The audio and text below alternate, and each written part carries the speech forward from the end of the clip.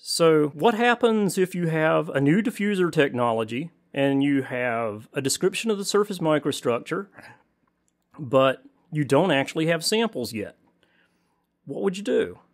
Well, one thing we can do now is we can use a finite difference time domain code, FDTD Solutions by Microscale Solutions, and couple the far-field scattering characteristics derived from a rigorous electromagnetic model into ASAP as incoherent scatter models.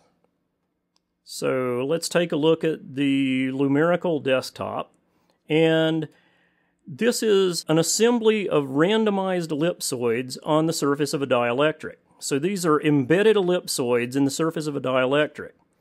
And that shows you the result.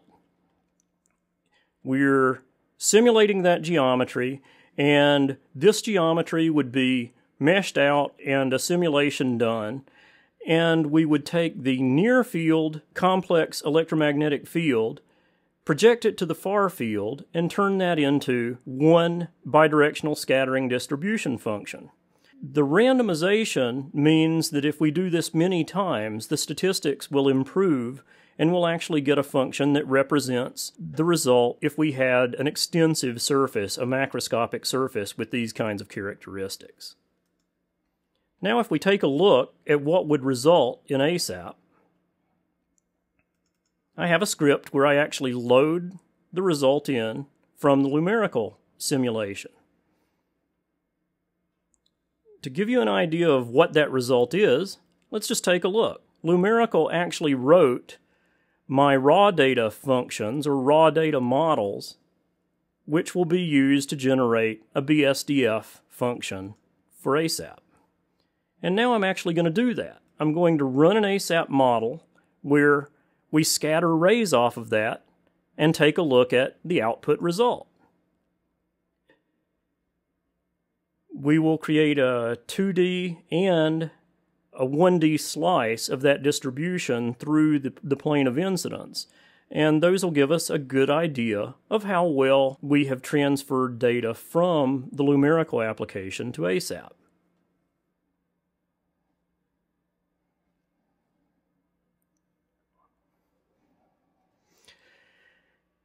So now we see a two-dimensional result of the plotting of the scatter field. We see a plot of the model as imported, and what that means is this is exactly what Microscale sent us, and this is the actual measured scatter data as the result of tracing rays. So the direct comparison is that this is a 30-degree angle of incidence plot of the actual scatter, and this is a plot of the model. So let's turn off the 0-degree incidence and sort of flick back and forth between the two, and we see the extent to which those two data sets